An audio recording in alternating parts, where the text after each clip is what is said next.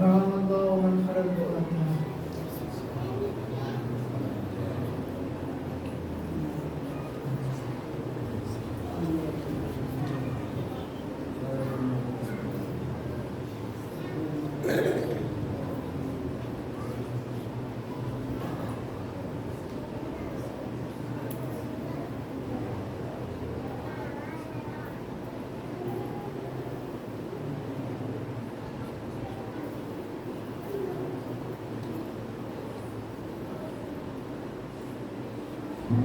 لا حول ولا قوة إلا بالله العلي العظيم.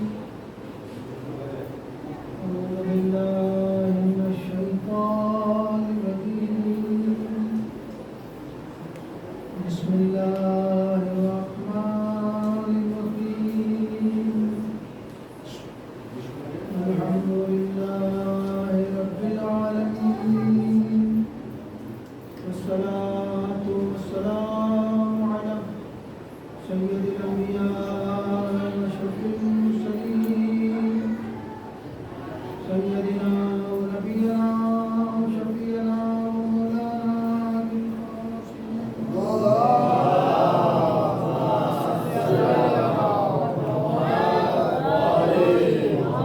وآله الطيبين الطاهرين المعصومين المظلومين المنتجبين الويامين.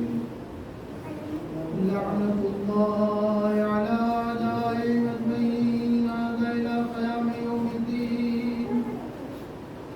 أما بعد فقال الله تعالى في القرآن المجيد والقرآن الحكيم: وأصدق الصادقين والقائلين وقوله الحق.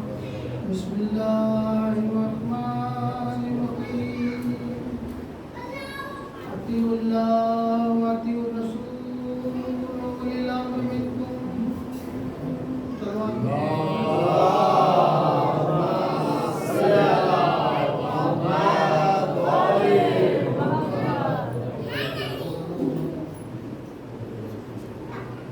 عزیزان محترم،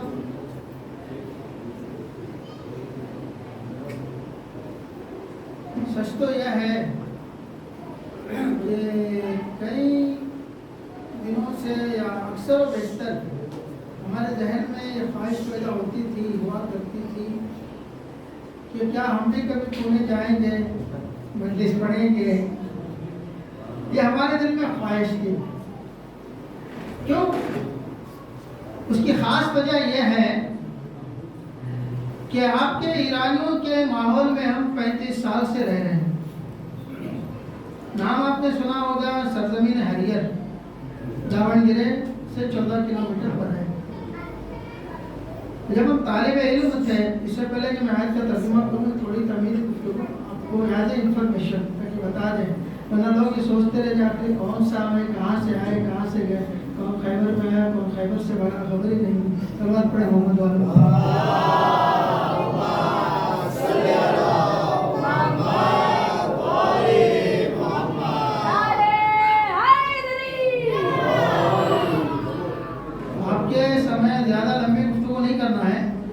مختصر 2-4 جملوں میں سمیٹ کے بتانا ہے. سرزمین ہریئر جب ہم طالب علم تھے، آپ کے ایرانیوں کے ماحول میں جب ہم گئے تھے، پہلا اشرف پڑھنے کے لیے 2-4 جھوپڑ پٹی تھی اور کچھ نہیں تھا. زمین بھی نہیں تھی، کسی کی کوئی خاص جگہ تھی نہ مکان تھا، کچھ نہیں تھا، بس 2-4 جھوپڑ پٹی. اور ایسی جھوپڑ پٹی بیٹھو تو بیٹھو، اٹھ نہیں سکتے، کھڑ نہیں سکتے، ایسی تھی. اور 8-10 لوگ تھے، اور اگل بغل کے اہل سنت کے 8-10 آ جاتے تو شامیانہ میں خرید کے لاتے، میں خرید کے لاتے. 5 محرم سے یا 4 محرم سے مجلس ہوتے. تو اس وقت ہم نے قلم رکھا تھا. تو قریب یہ 1987 کی بات ہے، جب ہم مدرسہ نازمیہ لکھنؤ میں تعلیم حاصل کر رہے تھے. تو 1987 میں ہمارا پہلا قدم ہریئر میں رہا. اس کے بعد 1990 میں ہم دوبارہ گئے تو ہم کو اس در سے شرف حاصل ہوا. تو ہم نے وہاں کی خدمات کے لیے قدم اٹھایا. تو اس تاریخ سے لے کے آج تک ہم وہاں خدمات انجام دے رہے ہیں. تو ہم نے ان سے پوچھا تھا آپ کے ایرانیوں میں اکثریت کہاں ہے، آپ کے لوگوں میں پڑھا لکھا مجمع کہاں ہے، آپ لوگوں کے بزرگ کہاں ہیں؟ تو وہ اکثر کہا کرتے پونے. تو ہمارے دل میں خواہش پیدا ہوتی کیوں نہ آپ کبھی پونے جائیں مجلس پڑھیں. تو آج ہمارے مولا سلامت رکھے بھائی حبیب کو، جنہوں نے ہمیں جو ہے ان کے ذریعے سے شرف حاصل ہوا کہ ہم آپ کے درمیان میں اپنے ٹوٹے پھوٹے الفاظ طالب علم ہیں اور جو ہے انشاءاللہ آپ کو پیش کریں گے. اس سے پہلے کہ جو میں نے آیت آپ کو پیش کی ہے اطیعوا اللہ و اطیعوا الرسول اولی الامر منکم، یہ آیت کا مقصد صرف اطاعت ہے. اطاعت کا مطلب فرما برداری، ترجمہ بعد میں کروں گا. اطاعت کا مطلب فرما برداری. اگر آپ میرے فرما بردار بنیں گے تو میں آپ کا فرما بردار بنوں گا، یعنی آپ میرے ساتھ چلیں گے تو میں آپ کے ساتھ چلوں گا. یا آپ رک جائیں گے ہم بھی رک جائیں گے. سب مل کے سب بات کریں گے.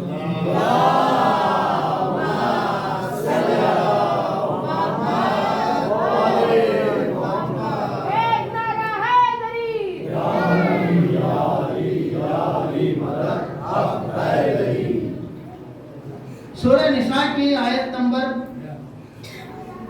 59 جس میں اللہ تعالیٰ فرما رہا ہے اطیعوا اللہ، اللہ کی اطاعت کرو، واطیعوا الرسول اولی الامر منکم، رسول کی اطاعت کرو اور اولی الامر کی اطاعت کرو. ماشاءاللہ پڑھا لکھا مجموعہ ہے، مولانا صاحب کی تشریف فرما ہے. دوبارہ میں آیت کو دہراتا ہوں، غور و فکر کی ضرورت ہے.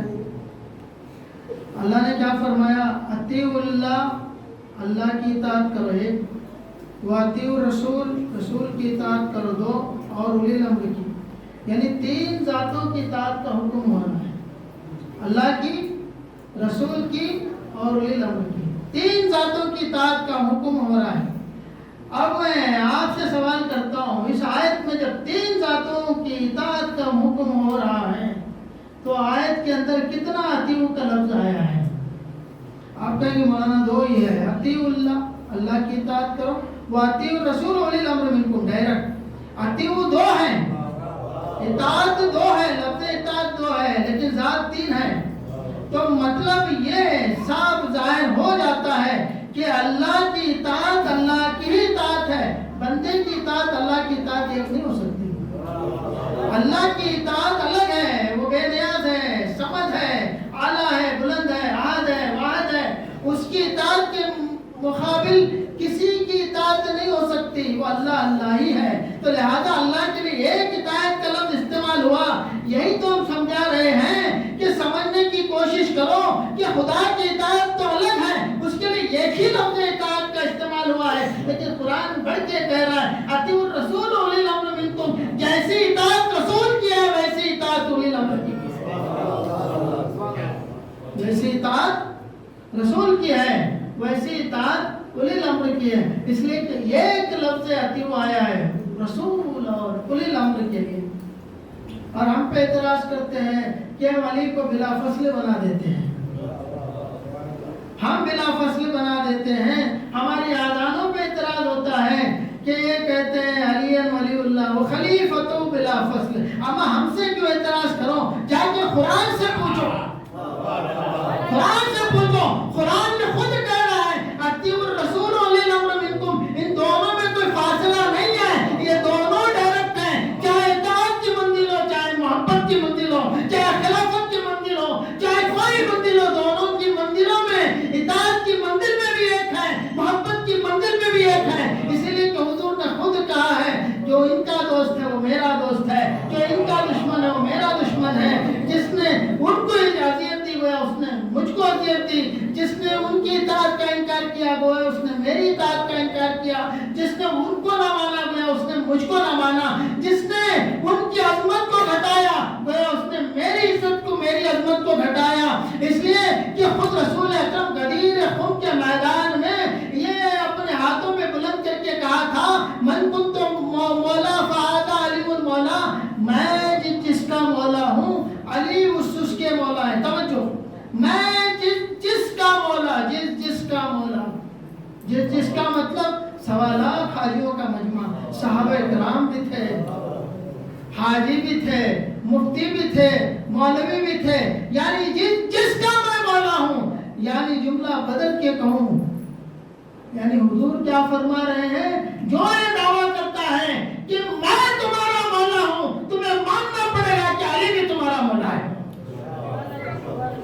اگر تم مجھ کو مولا مانتے ہو، اگر تم علی کو مولا نہیں مانتے تو گویا تم نے علی کی مولائیت کا انکار نہیں کیا، میری مولائیت کا انکار کیا۔ اس لیے کہ میری مولائیت کا انکار مطلب تم نے میری اطاعت سے انکار کیا۔ میری اطاعت کا حکم ہے کہ تم علی کو بھی مولا مانو۔ اب اللہ کی اطاعت کا اگر کوئی انکار کرے، چاہے وہ جتنا بڑا بھی متقی ہو، جتنا بڑا بھی پرہیزگار ہو، جتنا بڑا بھی عبادت گزار ہو، اگر اللہ کی اطاعت کا انکار کرے گا تو بتاؤ کیا اس کی عبادتیں قبول ہوگی؟ کیا اللہ اس کو جنت میں ڈالے گا؟ کیا اللہ اس کو معاف کرے گا؟ اللہ کی اطاعت کا انکار، عبادت کرتا ہے لیکن اللہ کا حکم نہیں مانتا۔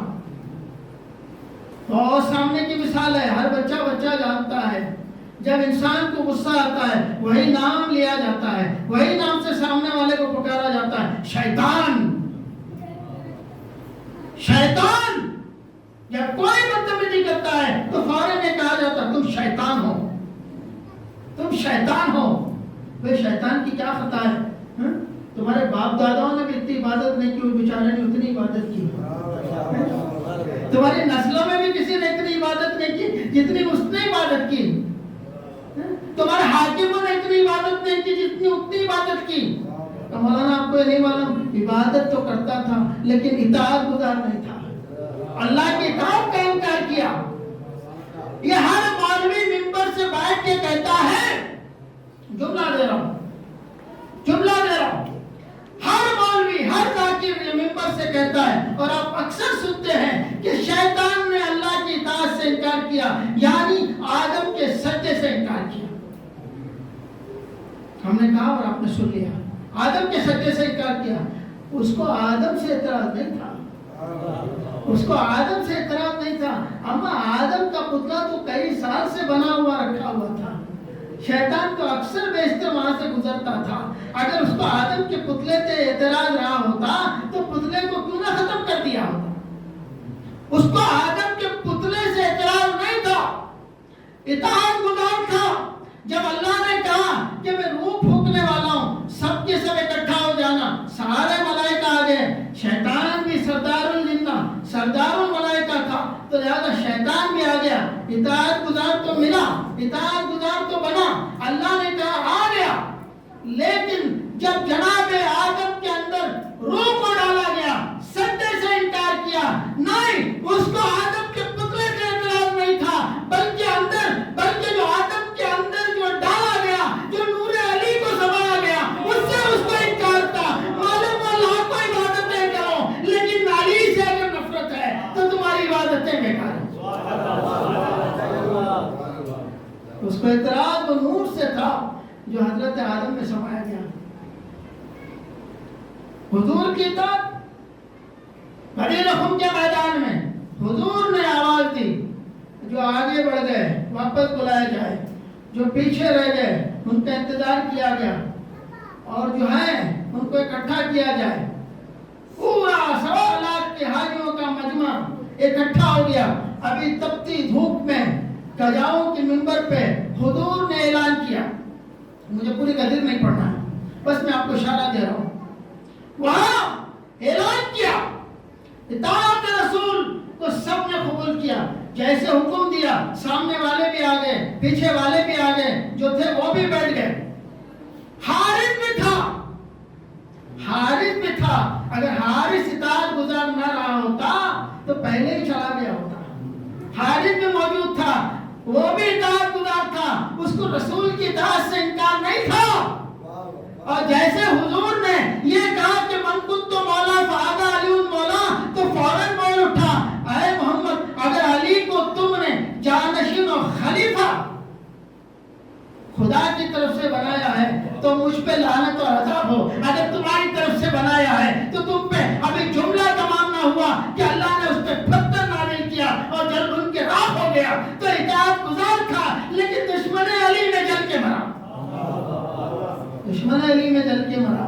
لیکن اور کوئی مولا علی کا چاہنے والا ہو، جس کے اندر محبت بھی ہو، اطاعت بھی ہو، اگر مولا علی اس سے کہیں کہ آگ میں کود پڑو تو آگ میں جل کے نہیں مرے گا. دشمن علی نے شیطان کو آگ کے حوالے کیا.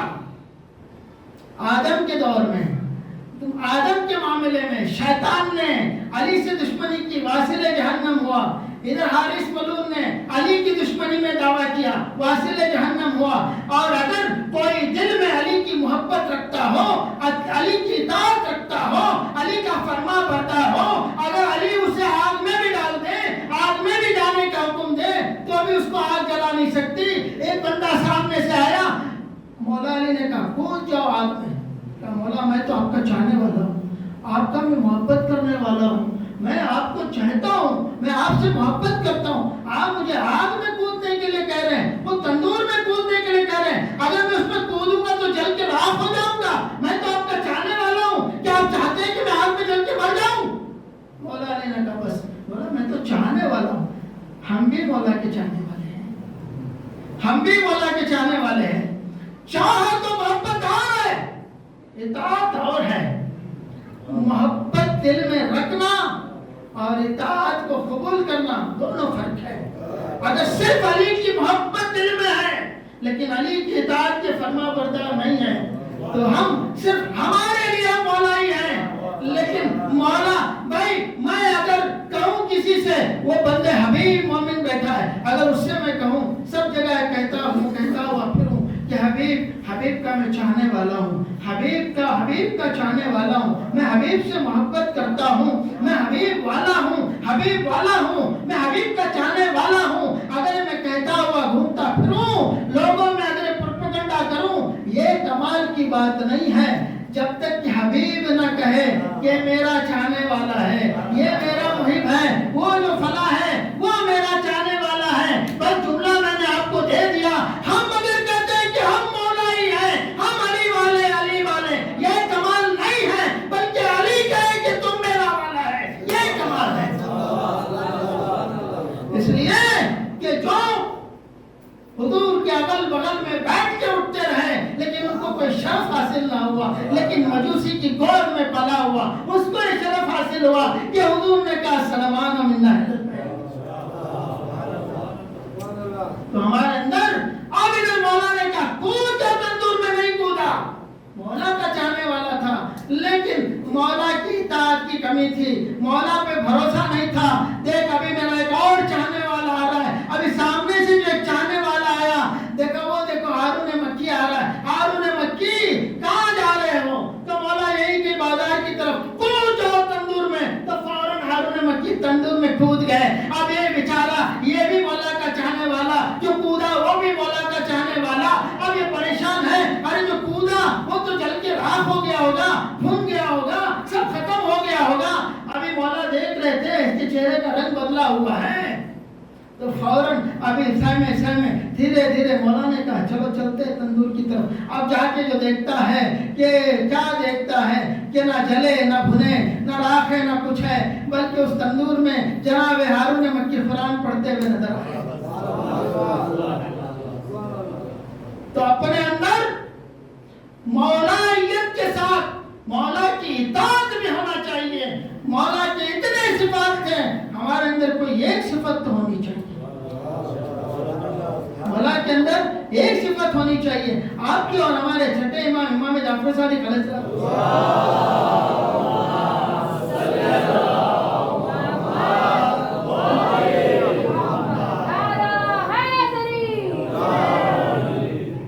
مولا سے پوچھا گیا تھا حضور سرکار یہ بتائیے کہ ہمارا مذہب ہم سامنے والے کو کیسے پیش کریں؟ ہاتھ کے ذریعے، بات کے ذریعے، تلوار کے ذریعے کہ نہیں؟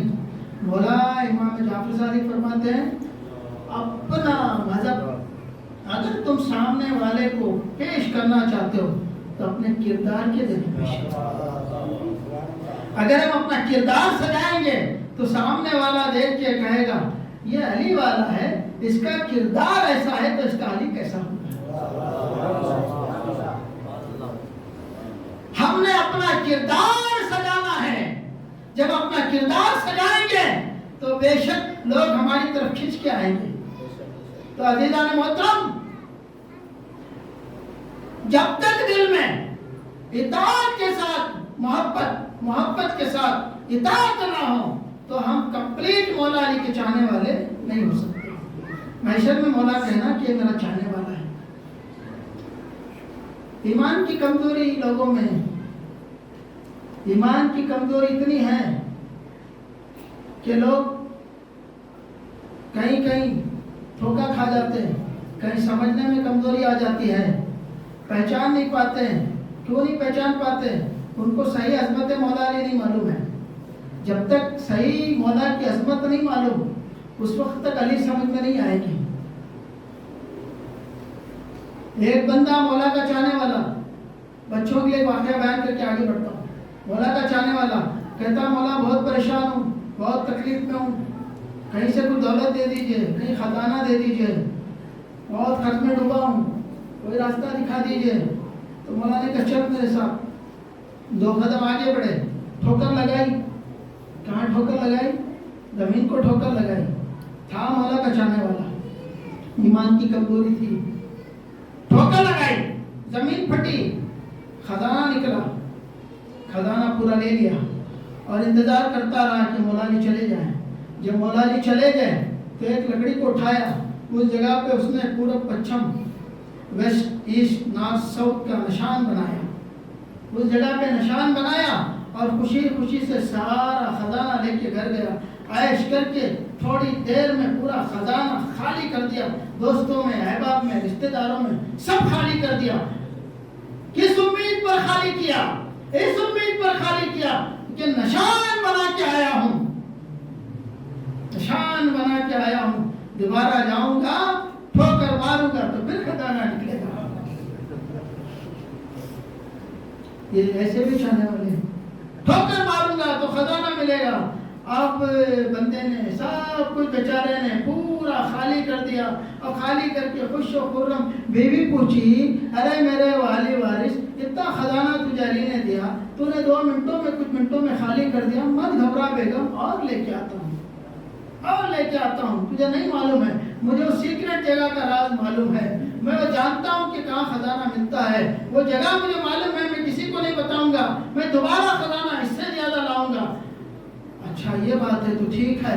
ابھی وہاں سے نکلا اور نکل کے اس مقام پہ پہنچا. اس مقام پہ بیچارہ پہنچا، ایک ٹھوکر ماری، کوئی خزانہ، زمین کھسکتی نہیں. اما زمین تو کیا کھسکے گی، دھول بھی نہیں اڑتی. دوسری ٹھوکر مارا، زمین کی دھول تو نہ اڑی، چمڑا اکھڑ گیا. تیسری ٹھوکر مارا، زخم ہو گیا. اب بیچارہ پریشان ہوا. ارے علی نے تو دھیرے سے ٹھوکر ماری تھی، زمین پھٹ گئی تھی. ارے کمبخت تو اتنا کیوں نہ سمجھ پایا؟ مارنے والا ابو تراب تھا، جس کو مارا تھا ابو تراب تھا.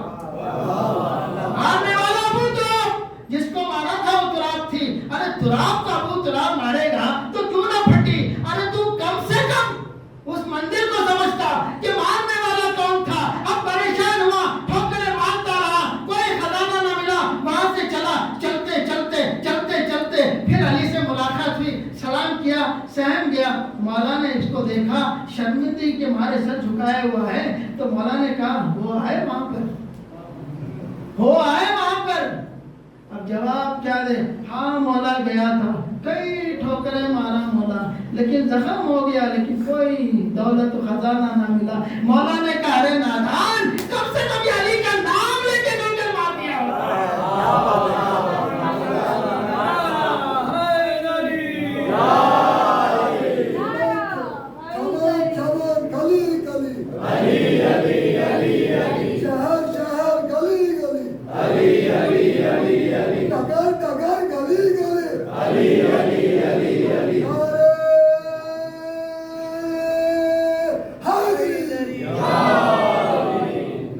کہتے ہیں یا علی مدد نہ کہو، یا علی مدد نہ کہو، اللہ مدد کہو، اللہ مدد کہو. یا علی مدد کہنا بدعت ہے، اللہ مدد کہو. تم مسجدوں میں بیٹھ کے کہتے ہو ممبروں سے اللہ مدد کہو، تو پھر باہر آ کے مسجد کے لیے چندہ بندوں سے کیوں مانگتے ہو؟ مسجد کا سوال ہے نا، اللہ سے مدد مانگنا ہے تو باہر آ کے بندوں سے چندہ کیوں مانگتے ہو؟ بندوں سے اللہ کے گھر کے لیے مدد کیوں نہیں مانگتے ہو اللہ ہی سے مدد مانگ لو. پروردگار تیرا گھر بنانا ہے تو ہی مدد کر دے. نہیں، علی سے مدد مانگنا بدعت ہے.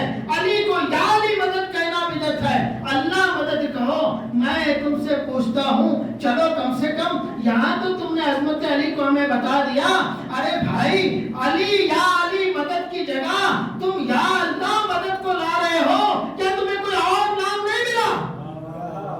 تمہیں کوئی اور نام نہیں ملا تو علی کے بدل میں، علی کے عوض میں اللہ مدد کو لا کے بتا دیا کہ علی کے مقابل کوئی اور نہیں آ سکتا، کوئی اور نہیں آ سکتا. لہذا اللہ مدد کہا. تو یا علی مدد پہ ہم پہ اعتراض.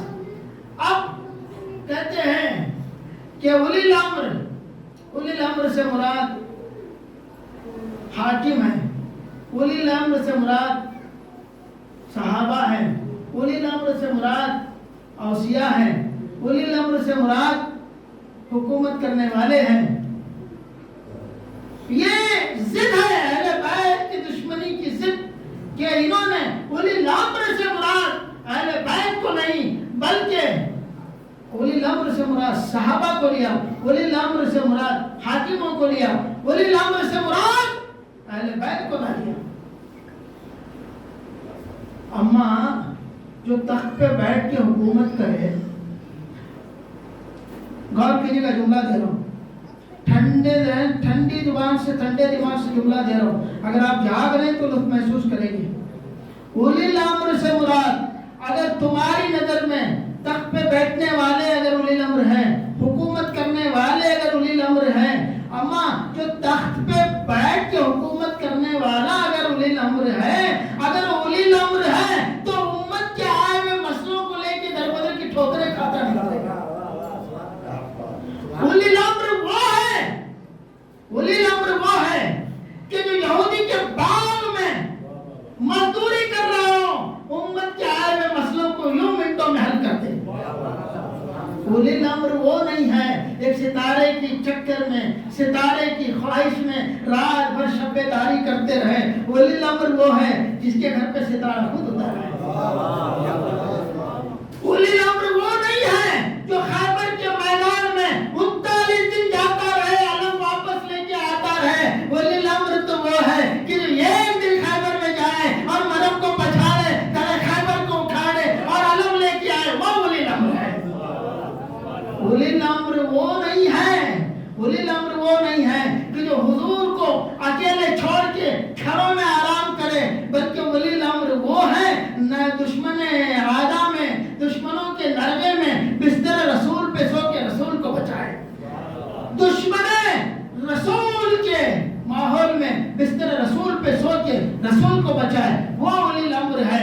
اولی الامر وہ نہیں ہے کہ جو سورج کی رفتار و گفتار کو دیکھ کے، سورج کے اوقات کو دیکھ کے نمازوں کو پڑھتا رہے. اولی الامر تو وہ ہے کہ جو ڈوبے ہوئے سورج کو اگاڑ کے نماز ادا کرے. اولی الامر وہ نہیں ہے جو احد کے میدان میں رسول کو چھوڑ کے احد سے بھاگ جائے، بلکہ اولی الامر وہ ہے کہ جو میدان احد میں جم کے حضور کو اپنے ہاتھوں میں اٹھا کے بلند کرے. یہ محمد ہے.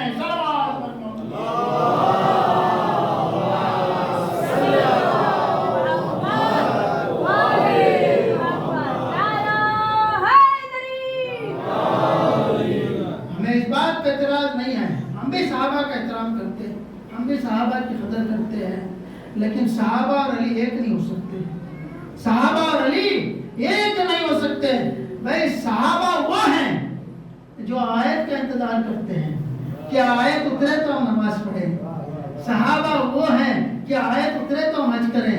صحابہ وہ ہیں کہ آیت اترے تو ہم زکات دیں. صحابہ وہ ہیں کہ آیت اترے تو ہم خمس دیں. تو صحابہ آیتوں کا انتظار کرتے ہیں، لیکن علی آیت کا انتظار نہیں کرتا، بلکہ آیت علی کا انتظار کرتی ہے. ان کے لیے مسجد میں انگوٹھی دے، زکات دے تو میں اتروں، یہ بستر رسول پہ سوئے تو میں اتروں، یہ قدیر خم کے منبر پہ چڑھے تو میں اتروں. یہ فرق ہے صحابہ اور علی کا.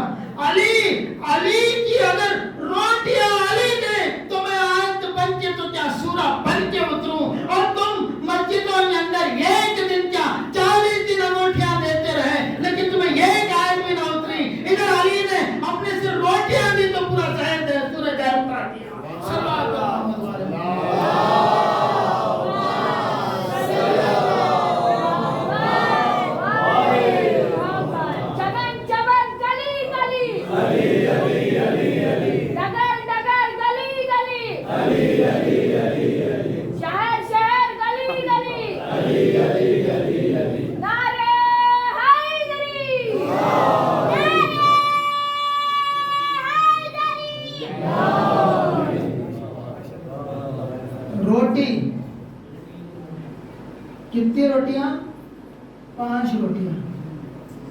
اللہ نے کیا اتارا؟ 30 آیتوں کا سورہ اتارا، سورہ دعا۔ ماشاءاللہ پڑھا لکھا مجمع ہے، کوالیفائڈ لوگ بھی موجود ہیں، میتھمیٹک کے پروفیسر بھی ہوں گے یہاں پہ۔ حساب لگاؤ، 5 روٹیاں 30 آیتیں، 5 کو 30 پہ ڈیوائڈ کرو، 1 روٹی کا وزن 6 آیتیں، 1 روٹی کا وزن، ان کا وزن نہیں، ان کے گھر کی روٹی کا وزن۔ اما وہاں تو یوسف تھے کہ مصر کے بادشاہ نے کہا اے یوسف میں تمہیں خزانوں میں تولوں گا، میں تمہیں خزانوں میں تولوں گا۔ یوسف کو مصر کے بادشاہ نے خزانوں میں تولنا چاہا تو یوسف نے کہا کہ تم خزانوں میں مجھے تول نہیں سکتا۔ بس میں آپ کی زحمت تمام کرتا ہوں، میں بھی 18 گھنٹے سفر کر کے آیا ہوں، تو انشاءاللہ کل یوسف میں تمہیں اپنے خزانوں میں تولوں گا، تو کہا تم مجھے نہیں تول سکتے۔ تو بادشاہ کی ضد تھی کہ اس نے ترازو تیار کیا، ایک پلے پہ جناب یوسف کو بٹھایا، دوسرے پلے پہ خزانہ رکھتا گیا، خزانہ بھرتا گیا، خزانہ بھرتا گیا، یہاں تک کہ تاریخ بتاتی ہے بادشاہ مصر کی حکومت کا سارا خزانہ خالی ہو گیا، لیکن یوسف کا پلہ بھاری رہا۔ سمجھو عظمت اہل بیت کو، عظمت اہل بیت کو سمجھو۔ جناب یوسف کا پلہ بھاری رہا، سارا خزانہ دوسرے پلے پہ، لیکن جناب یوسف کا پلہ بھاری رہا۔ تو بادشاہ پریشان ہے تو کرے تو کیا کرے؟ تو جناب یوسف نے کہا گھبرا مت، تیرا سارا خزانہ اتار دے، خلم و دعوات لے کے ہائے ہائے ہائے۔ کافر تھا، کافر تھا، خلم و دعوات نبی نے مانگا۔ جملہ دے رہا ہوں، پہنچو تو پہنچ سکو، پہنچو تو پہنچ سکو۔ کافر تھا لیکن خلم و دعوات نبی نے مانگا تو خلم و دعوات حاضر ہو گئی، لیکن وہاں نبی نے خلم و دعوات مانگا، صحابہ موجود تھے لیکن خلم و دعوات حاضر ہو گئی۔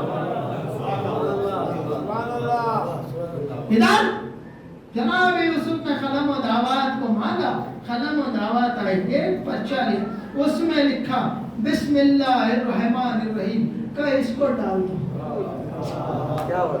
اس کو وہ پلے پہ رکھ دو، سارا خزانہ اتار دو۔ اب جیسے ہی بسم اللہ الرحمن الرحیم کا پرچہ اس میں رکھا تو جناب یوسف کا پلہ اپنے آپ سے ہلکا ہوتا ہوا۔ یہ ایک آیت کا وزن، یہ ایک آیت کا وزن نبی کا وزن، ایک آیت کے وزن کے برابر بھی نہیں، ایک آیت کے برابر بھی نہیں۔ اما ان کے گھر کی ایک روٹی 6 آیتوں کے برابر۔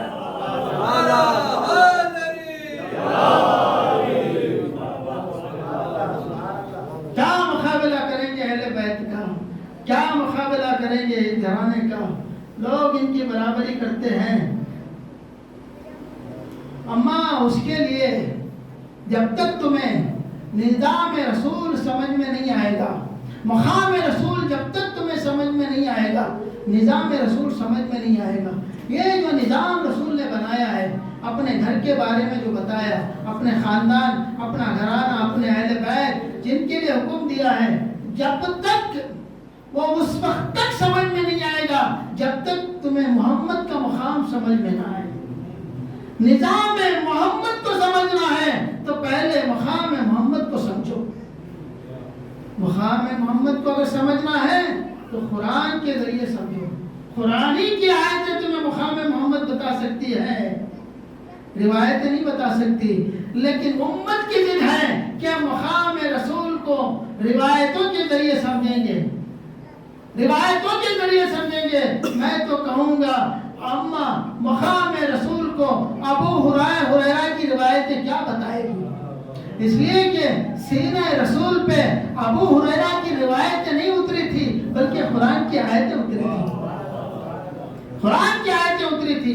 جب تک تمہیں مقام رسول نہیں سمجھ میں آئے گا، نظام رسول سمجھ میں نہیں آ سکتا۔ تو اہل بیت کا مرتبہ سمجھنا ہے تو پہلے حضور کی ساری حدیثوں کو پڑھو اور سارے حدیثوں کو قبول کرو، دیا گیا، کئی حدیثوں کو چھپا دیا گیا، اکثر حدیثوں میں تبدیلیاں کر دی گئی ہے، اکثر حدیثوں میں تبدیلیاں ہو گئی ہے، رسول نے کہا کچھ، لوگوں نے بیان کچھ کیا ہے، اور کہتے ہیں رسول کے ماننے والے ہیں۔ رسول کا ماننے والا صرف خالص ماننے والا وہی ہو سکتا ہے کہ جو اہل بیت کو تہہ دل سے قبول کرے۔ اور اب خوشا نصیب ہے، ہماری ماں کو ہمارا سلام ہے کہ جنہوں نے ہمیں جنم دیا ہے، ہم اہل بیت کے چاہنے والے، ہم علی کے چاہنے والے، کہ اس لیے کہ علی کی محبت ہر دل میں نہیں سما سکتی، علی کی محبت کے لیے شرط ہے کہ وہ حلالی ہو، وہ حلال زادہ ہو، اس کا خون پاک ہو، اس کی اصل پاک ہو، اس کی نسل پاک ہو، اس کی فصل پاک ہو۔ بتاتا چلوں آخری فضائل کے جملے اور آپ کی زحمت تمام، یہ قانون تھا، یہ ایک فارمولا، یہ ایک طریقہ تھا کہ عرب کے زمانے میں یہ ایک طریقہ اپنایا ہوا تھا کہ جب بھی کوئی بچہ پیدا ہوتا تو اس بچے کو ایک پتھر کا وہاں پہ لا کے لٹا دیا جاتا، کوئی بھی بچہ کسی کے گھر پہ پیدا ہوتا اس بچے کو لٹا دیا جاتا، اور لٹانے کے بعد کیا ہوتا، ایک اژدہا نکلتا تھا، اور اگر اژدہا اس بچے کو اذیت نہ دے، نہ کاٹے، نہ تکلیف دے، اور اس کے ارد گرد گھومتا ہوا چلا جائے تو بچہ وہ حلالی ہے، وہ بچہ حلالی ہے۔ اگر اژدہا اس کو کاٹ دے تو بچہ حلالی نہیں ہے۔ تو یہ دستور تھا عرب کا، یہ دستور تھا۔ جب مولا علی کی ولادت ہوئی تو جناب ابو طالب کو حکم ہوا، لے آؤ ابو طالب، علی کو لا کے لٹاؤ، علی کو لا کے لٹاؤ۔ کس کو؟ علی کو لٹاؤ۔ علی کو چیک کرنا چاہ رہے ہیں، علی کو چیک کرنا چاہ رہے ہیں، علی کو لٹاؤ۔ جیسے علی کو پتھر پہ لٹایا تو اژدہا چلا اور علی کے قریب آیا۔ اما علی کے ارد گرد کیا گھومتا؟ ابھی علی کے قریب ہی آیا تھا کہ علی نے اپنے دو ہاتھوں سے اژدہا کلے اختر کو چیر کے دو ٹکڑے کر دیا۔ تو ابھی سارے کفار پریشان ہو گئے، اے ابو طالب، ہمارا ایک آلہ تھا، ایک ہمارا فارمولا تھا حلالی اور حرامی کو پہچاننے کا، وہ بھی تمہارے علی نے برباد کر دیا۔ اب بتاؤ کہ ہم حلالی حرامی کو کیسے پہچانے؟ تو آج اپنے رسول آواز دے، ارے تو ہر انسان کے، ہر کلمہ گو کے سامنے علی کا ذکر کر کے دیکھنا، چہرہ خوشی سے ابھر جائے تو حلالی ہے، چہرہ مرجھا جائے تو حرام ہے۔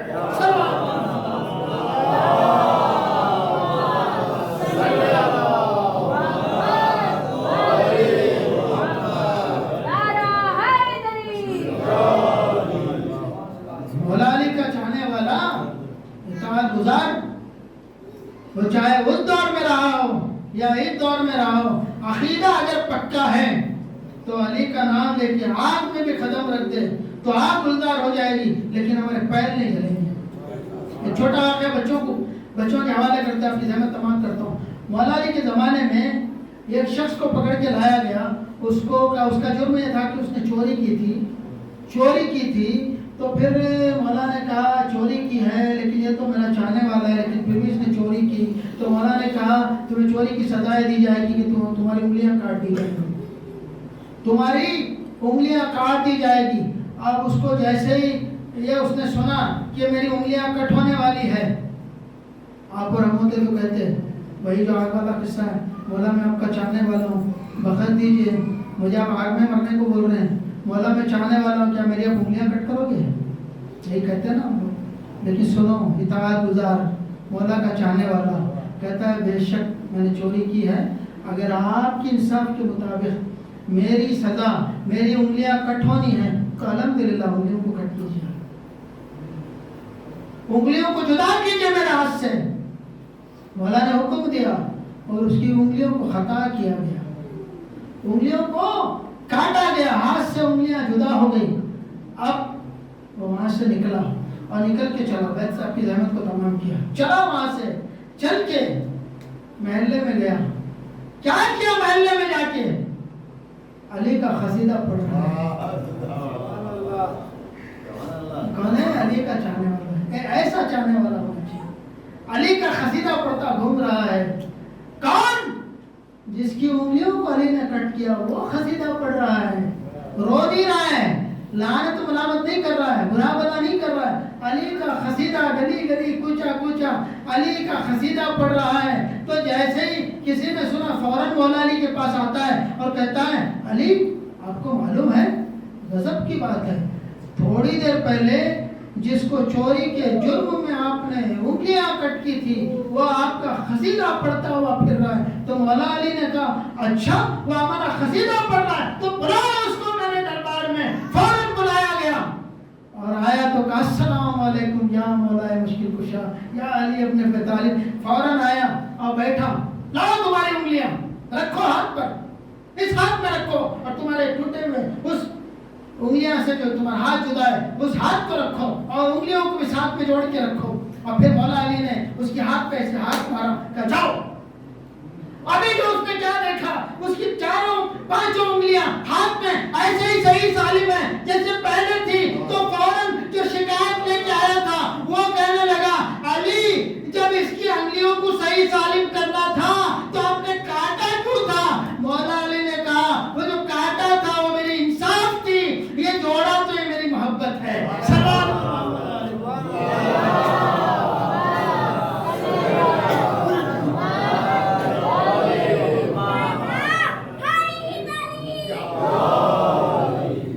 ہمارے اندر محبت کے ساتھ عقیدہ ہونا چاہیے، اطاعت ہونا چاہیے۔ محبت منہ سے کہنے سے یا ماتم کرنے سے محبت ظاہر نہیں ہوتی، اپنے دل میں مولا علی کی اطاعت ہونی چاہیے۔ انہوں نے جو جو ہمیں حکم دیا ہے، ان کے جو اقوال ہیں اس پہ عمل کرنا، یہ محبت کی نشانی ہے۔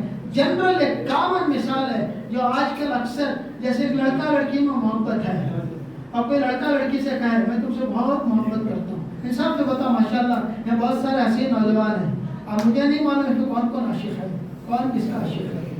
بہرحال 10 میں ایک تو کوئی کسی کا عاشق ہوگا، اس عاشق سے میرا سوال ہے، میں نہیں کہتا فلاں فلاں، وہ جانے اور اپنے دل میں سوال کر کے مجھے بولے بھائی تو کسی لڑکی کا عاشق ہے تو مجھے انصاف سے بتا کیا تو وہ کام کرے گا جو تیری معشوقہ کو پسند نہیں ہے؟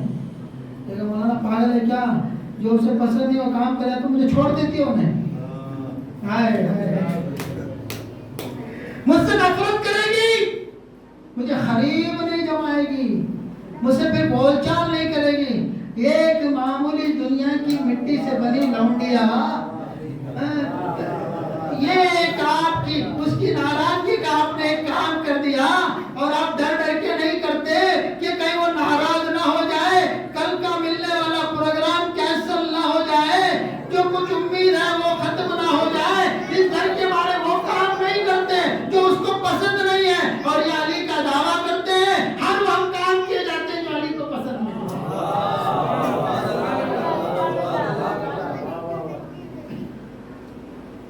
اس لیے کہ قرآن نے، میں موضوع سے ہٹ کے بات آگے تو کہتا تھا، قرآن نے یہ نہیں کہا کہ اہل بیت سے محبت کرو، اہل بیت سے محبت کرو، قرآن نے کہا حضور کے ذریعے سے کہلوایا اگر تم میری تبلیغ کی اجرت دینا چاہتے ہو تو میرے اہل بیت سے مودت کرو۔ محبت نہیں کہا، مودت کہا ہے۔ جملہ دے رہا ہوں، ابھی تک تو محبت کی بات ہو رہی تھی، اما محبت میں لڑکا لڑکی کے لیے جان دے دیتا ہے، لڑکی لڑکے کے لیے جان دیتی ہے، ایک محبوب محبوب کے لیے جان دیتا ہے، اس کو محبت کہتے ہیں۔ لیکن اللہ اہل بیت سے مودت کا دعویٰ کر رہا ہے، محبت نہیں مانگ رہا، مودت مانگ رہا ہے، جس میں ایک جان پہ دوسری جان قربان ہو جائے اس کو محبت کہتے ہیں، اور جس کے اوپر محبت بھی قربان ہو جائے اس کو مودت کہتے ہیں۔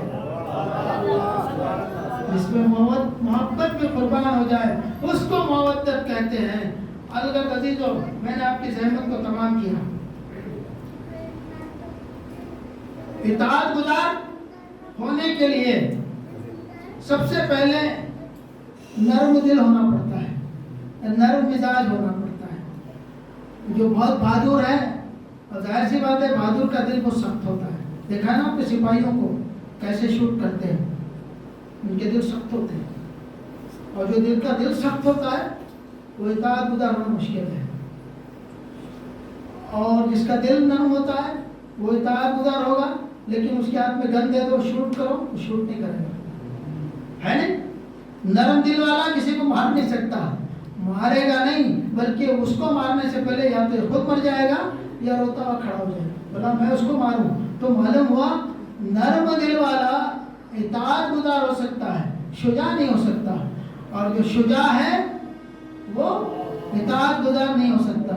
لیکن اللہ نے کربلا کے میدان میں ہمیں یہ ایک وہ ذات ملتی ہے جو شجاع بھی تھی اور اطاعت گزار بھی تھی، شجاع بھی تھی، اطاعت گزار بھی تھی۔ تو آپ مجمع سمجھ گیا ہوگا میرا اشارہ جناب عباس کی طرف ہے۔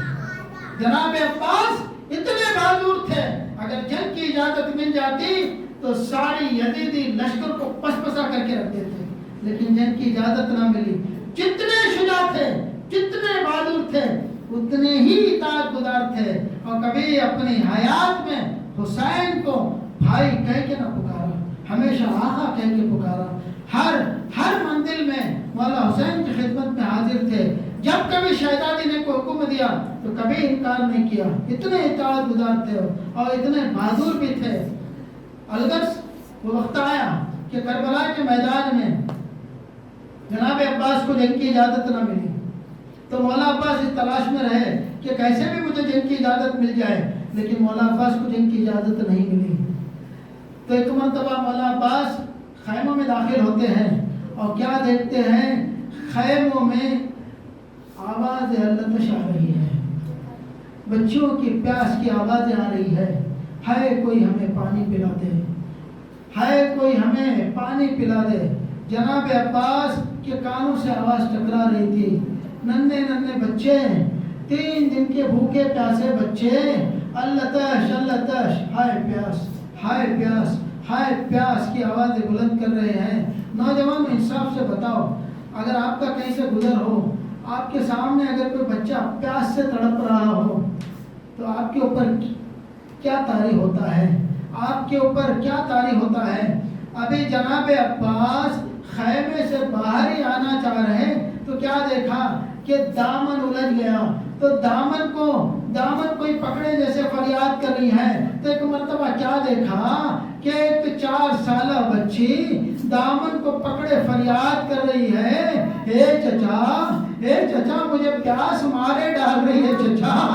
ارے چچا کو بھتیجی سے بہت محبت ہوتی ہے، جن کی بھتیجیاں ہیں جو اپنی بھتیجوں کے چچا ہے ان سے پوچھو کہ تم اپنے بھتیجی سے کتنی محبت کرتے ہو۔ ارے والی کا شیر جس کے سامنے سکینہ پانی مانگ رہی ہے تو عباس کے دل پہ کیا گزری ہوگی۔ تو جناب عباس نے فوراً جناب سکینہ کو تسلی دی اور کہا اے سکینہ جاؤ پوزا لے آؤ، مشکیزہ لے آؤ، میں تمہیں پانی کی سبیل کرتا ہوں۔ ایک مرتبہ خوشی خوشی مولا امام حسین کی خدمت میں آتے ہیں، کہا آقا مجھے جنگ کی اجازت تو نہ ملی، آقا کم سے کم اتنی اجازت دے دیجئے کہ ان پیاسے بچوں کے لیے پانی کی سبیل کروں۔ تو ایک مرتبہ مولا حسین نے اجازت دی۔ اب گھوڑے پہ جناب عباس سوار ہوتے ہیں۔ اجزاکم ربکم، آپ کو خدا کسی غم میں نہ رلائے سوائے غم سید الشہداء کے۔